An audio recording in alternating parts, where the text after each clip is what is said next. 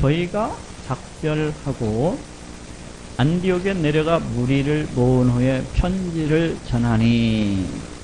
지금 지난 시간에는 그 안디옥 공회의가 열려가지고 이제 그 공의의 결의사항들이 있었어요. 그러니까 네 가지. 우상의 더러운 것을 갖다가 금하고, 음행을 구하고 금하고, 목매어 죽은 것을 금하고, 또 피 먹는 것을 갖다가 금하자는 거예요. 그런데 크게 두 가지 내지 세 가지 결정사항이라고 할 수가 있는데, 첫째는 믿음을 저해할 수 있는 우상 숭배 요소는 갖다가 철저히 금하자는 거. 두 번째는 각 민족에 있어서 믿음을 저해하지 않는 관습이라든지 전통, 이런 문화 같은 경우에는 복음 전파를 위해서는 어느 정도 수용을 해주자는 거. 그리고 가장 중요한 결정은 할례를 받지 아니하더라도, 모세 율법을 지키지 아니한다 할지라도 오직 예수 그리스도만 믿으면 구원을 받는다는 거. 그것이 이제 예루살렘 공회의 이 결정상의 주요한 이 세 가지라고 할 수가 있어요. 어렵지 않죠? 예. 복음 전파를 위해서 복음이 전해지는 각 민족의 그 전통, 관습, 문화 이런 것들은 어느 정도 수용해 주자. 자칫 믿음을 저해할 수 있는 우상 숭배 요소는 배격을 하다, 차단을 하자. 그것이 이제 예루살렘 공의의 주 결정 사항입니다.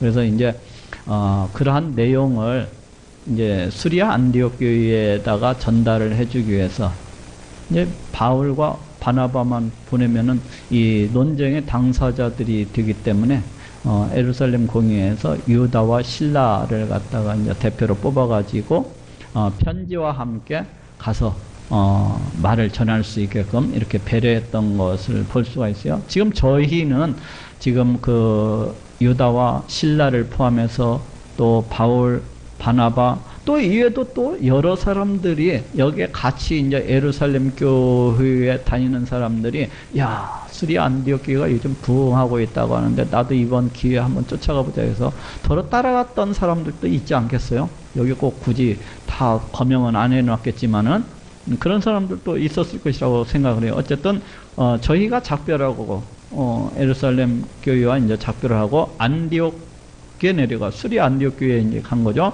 무리를 모으네. 여기에서 무리는 수리아 안디옥 교회의 교인들이라고 할 수가 있어요. 그 무리들을 갖다 모은 후에 편지를 전하니.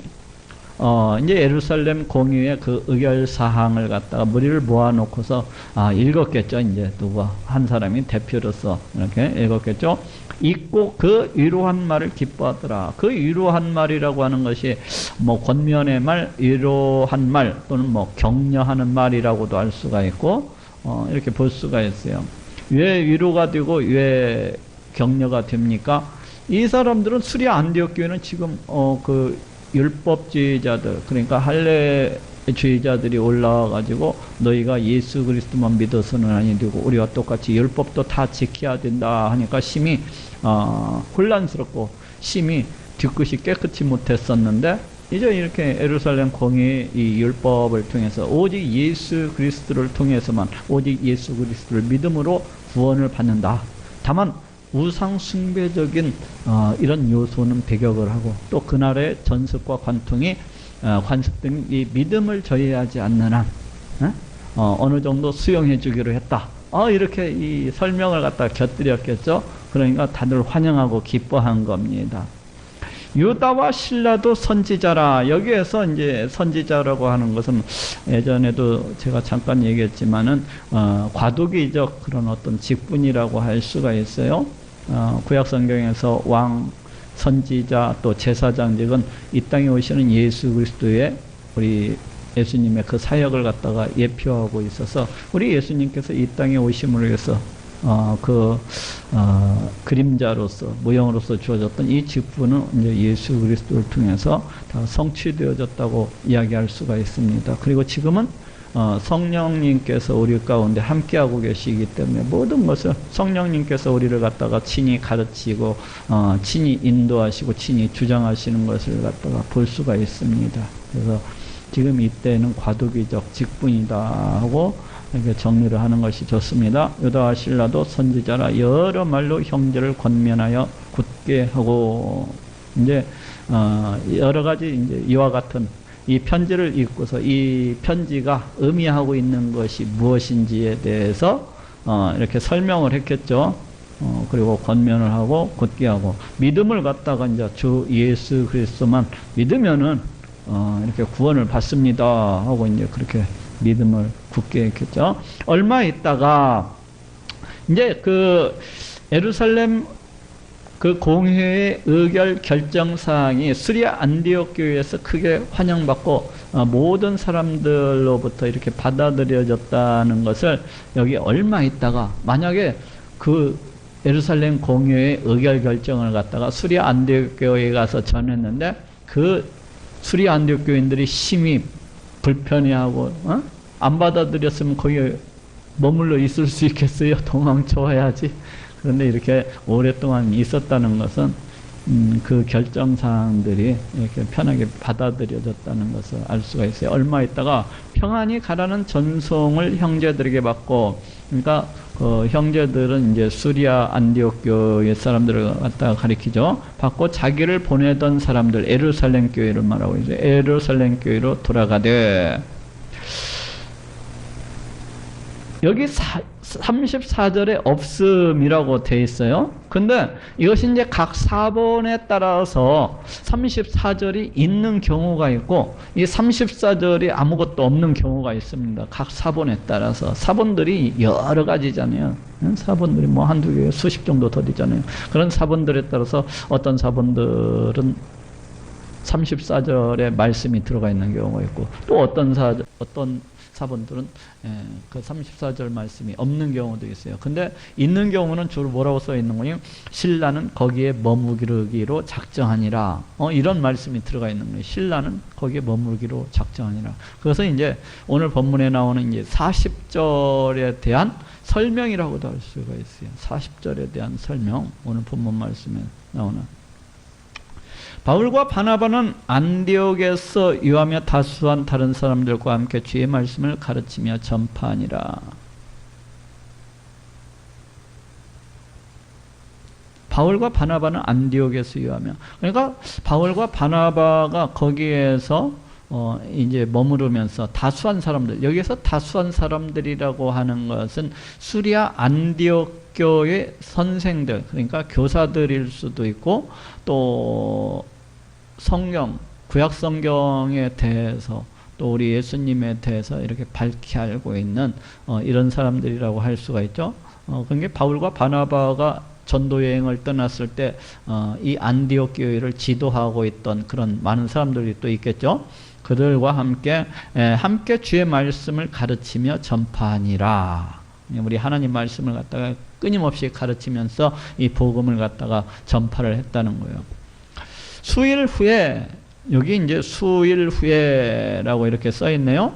근데 이 수일 후에가 이제 AD 50년 경입니다. 제 2차 전도 여행을 50년, 51년, 52년 이렇게 3년간에 걸쳐서 행하게 되는데 그 50년 경이라고 할 수가 있어요. 바울이 바나바더러 말하되, 제 1차 전도 여행 때는 수리아 안디옥 교회가 이렇게 바울과 바나바를 갖다가 이제 따로 세우라는 이 성령의 가르침, 이 인도하심을 따라서 그렇게 해서 파송하는 것을 볼 수가 있었는데, 여기에서는 지금 바울이 이렇게 주도적으로 야 우리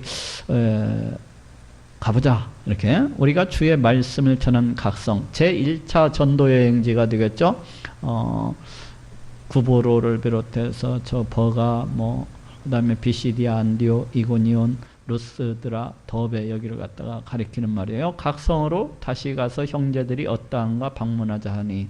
그러니까 형제들이 비록 거기다가 이제 각 교회들마다 장로들을 이렇게 세워놓고 왔지만은 제1차 전도 여행 때 그 장로들이 과연 말씀을 갖다가 제대로 가르치고 있는지도 궁금하고, 지금 교회들이 어떠한 모습으로서 변해가고 있는지도 궁금하고, 그 상황들이 또 혹시 또 율법주의자들이나 아니면 할례주의자들이 거기도 또 쫓아가지고 그 사람들을 갖다가 수리아 안디옥 교회처럼 또 미혹하고 혼란스럽게 할 수도 있으니까 지금 거기를 갖다 한번 둘러보자는 겁니다. 가서 형제들이, 그 기독교인들이 어떠한가 방문하자니, 바나바는 마가라 하는 요한도 데리고 가고자 하나. 이 바나바가 자기, 그 마가 요한이 누구죠? 바나바의 그 조카. 예? 어떤 데서는 또 사촌이라고도 이렇게 그 번역이 되고 있어요. 조카일 수도 있고 사촌일 수도 있고. 근데 바나바가 그 마가라 하는 요한도 데리고 가고자 하나. 바울은 밤빌리아에서, 이 밤빌리아가 어디예요? 버가.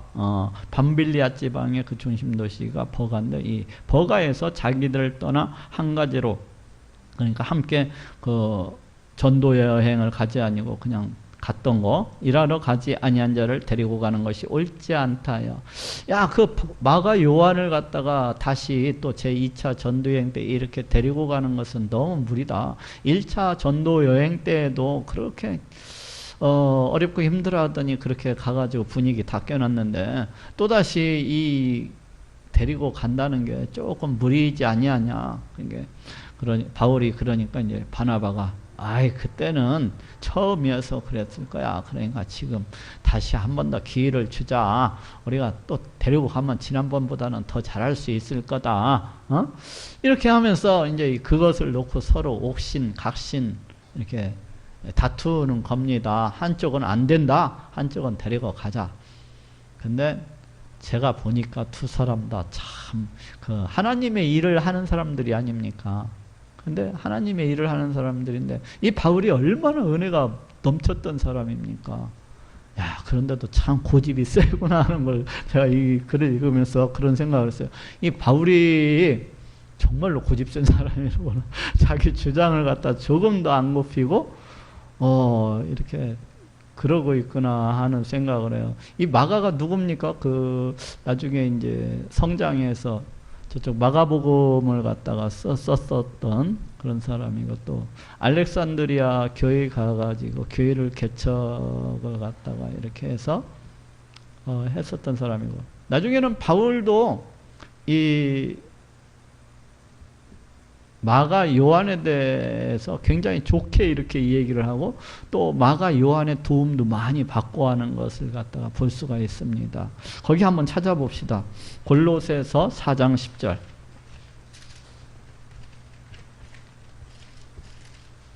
골로새서 4장 10절, 328페이지에 있네요. 골로새서 4장 10절. 여기 제가 읽어보겠습니다. 나와 함께 갇힌 아리스다고와 바나바의 생질, 바나바의 생질 마가와, 이 마가에 대하여 너희가 명을 받았으며 그가 이르거든 영접하라. 그러니까 이 바울이 그 지난날에 이 마가 요한에 대해서 그다지 좋지 않게 생각을 했었잖아요. 그런데 여기 보니까 영접하라는 이런 말이 있는 것으로 봐서 상당히 이때는 마가 요한을 갖다가 받아들이고 수용하고 있는 모습을 볼 수가 있어요. 또 디모데후서 4장 11절 한번 봅시다. 디모데후서 4장 11절 몇 장만 넘기면 있어요. 346페이지 있네요. 디모데후서 4장 11절. 여기 제가 읽어볼게요. 누가만 나와 함께 있느니라. 지금 사도행전과 누가복음을 기록했던 지금 누가를 가리켜요. 누가만 나와 함께 있느니라. 네가 올 때 마가를 데리고 오라. 지금 디모데한테 하는 얘기예요. 지금 디모데한테 하는 얘기. 네가 올 때 마가를 데리고 오라. 저가 나의 일에 유익하니라. 1차, 2차 전도 여행 시에는 그렇게 반대하고 그러더니 지금 여기에서는 저가 내 일에 유익하니까 네가 올 때 꼭 마가를 데리고 와라. 지금 이렇게 얘기하고 있는 것을 볼 수가 있어요.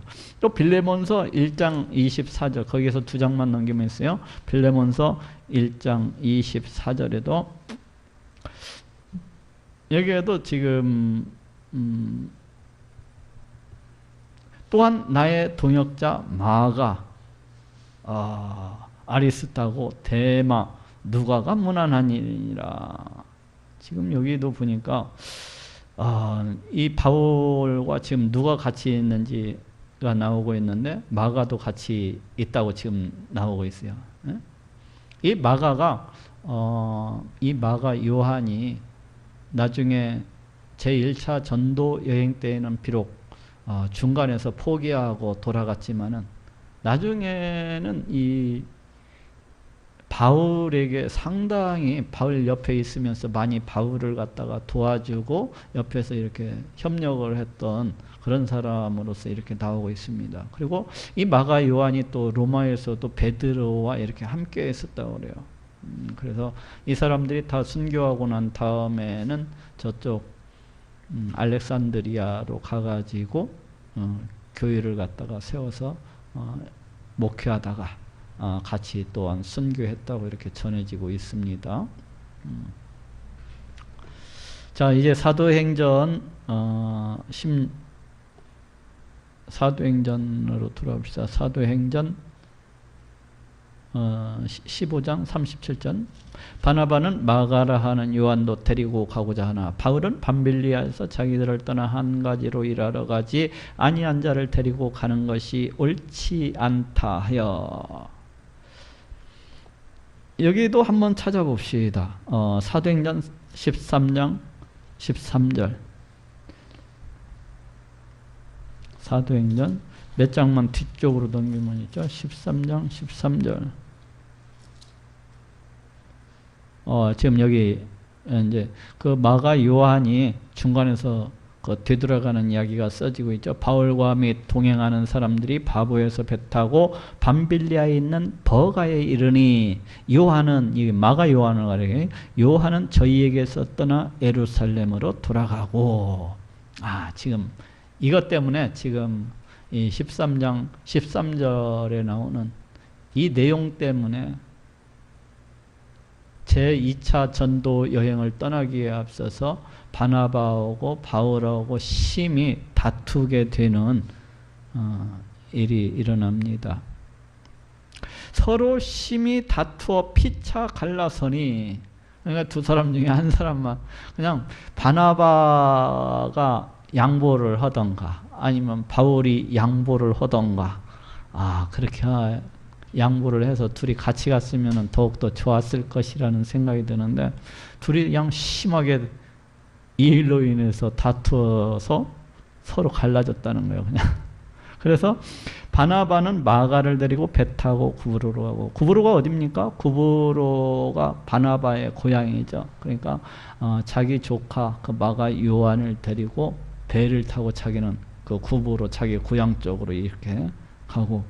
여기에서 보면 꼭 화가 나가지고 야 요한아 따라와 가자 해가지고 그냥 휙 가버린 듯한 그런 느낌을 받고 있어요. 배 타고 구브로로 가고. 이 마가 요한이 예루살렘에서 언제 수리아 안디옥 교회로 왔느냐에 대해서도 이야기가 참 많거든요. 그런데 제가 볼 때는 그 예루살렘 공의가 끝나고 그때 유다와 신라뿐만 아니라 그 예루살렘 교회 성도들 여럿이서 이렇게 같이 함께 올라왔었던 것이 아닌가 하는 생각을 가져요. 그래서 일부는 며칠 머물다가 이제 뒤돌아가고 일부는 또 이렇게 남아서 그 수리아 안디옥 교회 그 교인들을 가르치고 복음을 전파하고 그러다가 제2차 전도 여행 때 이렇게 따라가게 된 것이 아닌가 하는 생각을 가집니다. 마가를 데리고 배 타고 구브로로 가고 바울은 신라를 택한 후에 여기 신라가 이제 그 뭡니까? 히브리식 이름인데 저쪽 데살로니가전서 1장 1제는 로마식 이름으로서 실루아노 또 이렇게 나오는 것을 볼 수 있어요. 신라는 히브리식 이름. 근데 저쪽 데살로니가 전서 1장 1절에서는 실루아노라고 이렇게 나오고 있는 것을 볼 수가 있어요. 이 신라가 그러니까 예루살렘 공의의 그 의결사항을 가지고서 그 유다와 함께 왔던 그 신라가 이제 또 제2차 전도 여행에 나서고 있는 것을 볼 수가 있어요. 예? 바울하고 같이 택한 후에 형제들에게 주의 은혜의 부탁함을 받고 떠나. 예. 이제 주의 은혜의 부탁함을 받고 떠났다는 것은 이제 안디옥 교회 성도들이 또다시 그 파송, 축복 기도를 갖다가 이렇게 해주었던 것 같아요. 그렇게 해서 많은 환영 속에서 이렇게 제2차 전도 여행을 떠나고 있는 것을 볼 수가 있어요. 수리아와 길리기아로 다녀 교회들을 굳게 하니라. 그런데 이제 바나바와 그 조카였던 마가 요한은 배를 타고 구브로 섬으로 그쪽으로 가고, 여기 이제 바울과 실라는 배를 타고 간 것이 아니라 용로를 통해서 이제 그 길리기아 지방, 그러니까 자기 고향 쪽으로, 다소가 있는 그 고향 쪽으로 해서 더베, 루스트라, 이고니온, 비시디아, 안디옥 이렇게 갔겠죠. 이제 그쪽으로 이렇게 다녀가면서 교회들을 굳게 하니라. 이제 거꾸로 이렇게 자기 고향 쪽으로 해서 도베, 그다음에 루스드라, 이고니온, 안디옥 이렇게 가면서 제1차 전도 여행 때 세웠던 그 교회들에 가서 아마도 그 예루살렘 공회의 결정, 그 의결사항을 갖다가 전하고, 또 그 의결사항이 어떠한 의미가 있는지에 대해서 또 설명을 해줬겠죠. 그리고 또 기왕 가는 길에 또 성경 말씀에 대해서도, 이 복음에 대해서도 이렇게 증거하고 가르치면서 이제 교회들의 믿음을 갖다가 굳게 하고 그랬던 것 같아요. 바울이 더베와 루스드라에도 이름에 거기 디모데라 하는 제자가 있으니, 이제 디모데가 지난 시간에도 우리가 찾아봤었지만은 그 디모데가 루스드라 출신이잖아요. 루스드라 출신. 그래서 디모데라 하는 제자가 있으니 그 모친은 믿는 유대 여자여 부친은 헬라인이라. 그 어머니가 유대 여자라는 겁니다. 그게 제1차 전도 여행 때 디모데만 우리 예수님을 갖다가 영접한 것이 아니라 그 어머니도 이제 우리 예수님을 갖다가 영접을 했다는 것을 알 수가 있죠. 믿는 유대 여자예요. 그러니까 이 디모데 어머니는 본래 유대인입니다. 본래 유대인인데 자기 남편을 만났는데 헬라인을 만난 겁니다. 헬라인. 그러니까 이방인인 아버지가 헬라인이야. 그러니까 어머니가 유대인이고 아버지가 이와 같이 이방인인 경우에는 유대인으로서 인정이 됩니다. 그때는 어머니가 유대인이고 아버지가 이방이면은 그 어머니인 그 뱃속에서, 유대인인 그 뱃속에서 자녀가 나왔다고 해서 유대인들은 인정을 해줍니다. 유대인으로서 이걸. 그런데 이제 눈총이 따갑죠. 본래 유대인들은 이방인들하고 결혼을 안 합니다. 그러죠? 웬만해서는 결혼 안 합니다. 왜? 유대인들은 이방인들을 갖다가 개처럼 이렇게 비슷하게 생각을 하기 때문에 절대로 같이 결혼을 안 합니다. 결혼을 안 해요. 웬만해서는.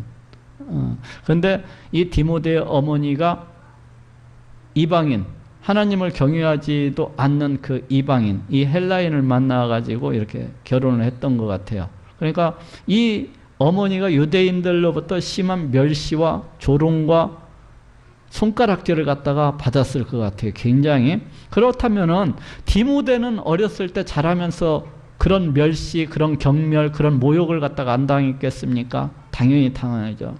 저거 잡종이라고 하면서, 저거 하면서 아마도 많은 유대인들로부터 모욕을 받고 멸시를 받고 손가락질을 갖다가 이 디모데도 자라나면서 그렇게 받았을 것이라고 생각을 해요. 근데 이 디모데의 어머니가 그다지 이 유대교에 대해서 하나님 말씀을 갖다가 신실하지 않았었던 것 같아요. 기독교로 개종하기 전에. 그러다 보니까 자기 남편도 이방인을 만났고 또 아들 디모데도 할례를 해야 되는데 할례를 갖다가 하지 않았었어요. 그러니까 별로 그 유대교에 대해서 이렇게 신실하지 않았었던, 하나님 말씀에 대해서 신실하지 않았었던, 예수님을 믿기 전까지 그런 사람이었던 것 같아요. 디모데는 루스드라와 이고니온에 있는 형제들에게 칭찬받는 자니. 근데 이 디모데가 그런 멸시와 경멸과 그런 손가락질 속에서 유대인들로부터 이렇게 자라나다가 바울과 바나바의 제1차 전도 여행을 통해서 우리 예수님을 갖다가 영접하게 됐잖아요. 그래갖고 이 디모데가 굉장히 열심으로 신앙생활을 했던 것 같아요. 그 믿음의 그 뜨거운 열정이 있었던 것 같아요. 그래서 루스드라와 이고니온은, 이제 루스드라는 디모데 고향이니까 뭐 다 알려질 수도 있겠다 싶은데, 그 믿음이 얼마나 뜨겁고 그 신앙이 좋았으면 저기 30km 정도 떨어진 그 이고니온 사람들, 거기에 있는 기독교인들까지도 이 디모데를 갖다 칭찬을 많이 하는 겁니다. 디모데가 참 믿음이 참 뜨겁다, 신실하다, 뭐 이런 칭찬들을 갖다가 이렇게 많이 하는 겁니다. 이게 우리 예수님을 영접하고 나서 엄청난 그 믿음, 신앙을 갖다가 이렇게 갖게 되었다는 것을 알 수가 있어요. 그 이고니온과 루스드라 지방에 이렇게 소문이 날 정도로, 자자할 정도로 바울이 그를 데리고자 떠나고자 할세, 그러니까 바울이 이 디모데를 갖다가 굉장히 예뻐했던 것 같아요. 자기 제1차 전도 여행을 통해서 이렇게 우리 예수님을 갖다 영접했는데 그 믿음이 신실하고 워낙 뜨겁고 하기 때문에 바울이 그래서 굉장히 좋아했던 것 같아요, 이 디모데를. 이때 디모데의 나이는 대략 20살 이쪽 저쪽이었다고 그래요. 20살 이쪽 저쪽이었을 것이라고 그렇게 생각을 합니다. 그래서 그 지경에 있는 유대인을 인하여 그를 데리다가, 이 디모데를 데려다가 할례를 행하니, 야, 이 바울이 할례를 갖다가 반대하던 사람이 아닙니까? 그죠? 이 바울은 할례에 대해서 반대하던 사람이에요. 율법 행하는 것에 대해서 반대하는 사람입니다. 율법 외식을 갖다가 오직 예수 그리스도만 믿으면 누구나 구원받는다고 이렇게 주장을 하는 사람입니다. 그런 사람이 지금 디모데를 데려다가 할례를 행했다고 하고 있어요. 응? 이게 참 놀라운 일입니다. 이게 뭡니까? 지금 예루살렘 공의회에 그 결정을 갖다가 적용하고 있는 모습을 볼 수가 있어요. 유대인의 이 할례를 갖다가 어떤 율법 외식이라고 이렇게 본 것이 아니라 바울이 지금 유대인들의 어떤 전통 관습적인 측면에서 접근을 한 겁니다. 그래서 디모데가 어떤 사람이, 아까도 얘기했지만 많은 손가락질과 모멸과 멸시와 경멸 속에서 유대인들의 어떤 차별 속에서 그렇게 살아왔던 사람인데, 이 디모데한테 할례를 행합니다. 그것은 디모데한테 너도 유대인이야, 그 어떤 자긍심을 갖다 심어주고자 했던, 아무래도 사람이 자꾸 옆에서 손가락질을 하면서는 조금 위축되고 그럴 수도 있잖아요. 그러니까 데리다가 할례를 갖다 시켜줍니다. 그러면서 너도 유대인이야, 어깨 펴고 살아. 그리고 유대인들한테 어차피 복음을 전할 거면은 지금 이 바울이, 이 디모데가 복음 전파하는 데 있어서 걸림돌이 없게끔 그렇게 행하고 있는 겁니다. 바울의 그 복음 전파 전략이 무엇입니까? 저기 한번 찾아봅시다. 바울의 복음 전파 전략, 고린도전서 9장 20절 한번 찾아봅시다. 고린도전서 9장 20절, 273페이지, 274페이지, 고린도전서 9장 20절 제가 읽겠습니다. 유대인들에게 내가 유대인과 같이 된 것은 유대인들을 얻고자 하며, 율법 아래 있는 자들에게는 내가 율법 아래 있지 아니하나 율법 아래 있는 자같이 된 것은 율법 아래 있는 자들을 얻고자 하며. 지금 바울이 하고 있는 이야기가 뭡니까? 유대인들에게는 내가 유대인과 같이 된 것은 유대인들을 얻고자 하며, 즉 복음 전파를 원활하게 하기 위해서 자신이 마치 유대인인 것처럼 유대인들에게는 내가 유대인과 같이 됐다는 겁니다. 이 디모데한테 할례를 행한 이유가 바로 이것입니다. 유대인들한테 접근하는데 용이하도록, 걸림돌이 없도록 하기 위해서 유대인들이 지키고 있는 이 율법적인 요소들, 이걸 갖다가 받아들이고 어느 정도는 수용을 하고 있는 겁니다. 나중에 보면은 이런 바울의 이러한 생각들이 이 예루살렘 공의 이 결정을 갖다가 수용하고 따르고 있는 것들이 여러 군데서 이렇게 나타납니다. 저쪽 디도, 이거에 반해서 저쪽 디도가 있는데, 이 디도는 이방인입니다. 이방인. 그냥 말 그대로 순수 이방인이에요. 근데 이 디도에게는 그 할례를 갖다가 행하지 않습니다. 왜 그렇습니까? 디도가 이방인인데 예루살렘 그 공의 데리고 가기도 하고 이랬는데 왜 디도를 갖다가 왜 할례를 안 해요? 그 이방인이니까.